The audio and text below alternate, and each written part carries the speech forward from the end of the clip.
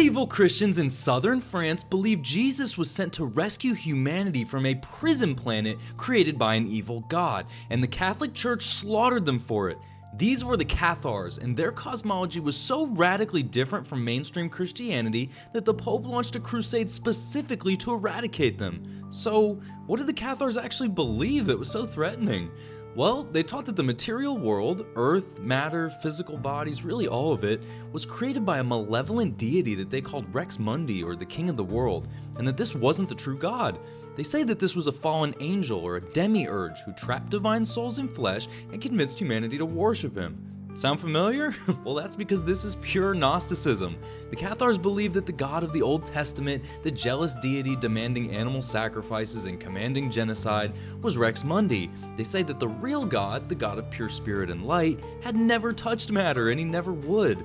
So, how exactly did Jesus fit into this? Well, the Cathars taught that Christ was a purely spiritual being who never had a physical body. He appeared to have flesh, but it was just an illusion. It was a phantom form that he projected into this realm to teach souls how to escape. Now, what about his crucifixion? They said, also an illusion, that you can't kill what was never physical.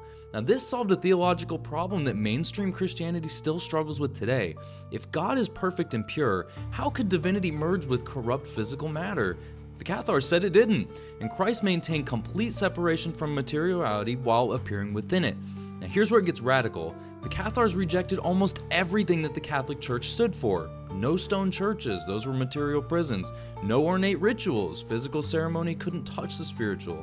No hierarchy of priests because every Cathar could potentially achieve the same enlightenment. No sacraments involving matter, no bread and wine because spirit does not inhabit matter, period. Now, they had two classes, the credentes, which were ordinary believers, and the perfecti, which were the perfected ones. And those were the ones who had received the consummatum. This was their single sacrament, a spiritual baptism by laying on of hands that transmitted the Holy Spirit directly, breaking Rex Mundi's hold on your soul. Now, the perfecti lived in extreme asceticism. No meat, killing animals was participating in Rex Mundi's cycle of violence. No sex, creating new physical bodies was trapping more divine souls in matter. No lying, because many perfecti would rather be burned alive than lie, because their soul's purity mattered more than their body's continuation. And this is why the church saw them as existential threats. The Cathars taught that the church itself, with its wealth, political power, and physical sacraments, was a creation of the evil God. The Pope wasn't Christ's representative, he was Rex Mundi's puppet, keeping souls trapped in their material illusion. So the Cathar view of salvation was completely different. Reincarnation was real. Your soul would be reborn repeatedly until you achieve gnosis, direct knowledge of your true spiritual nature.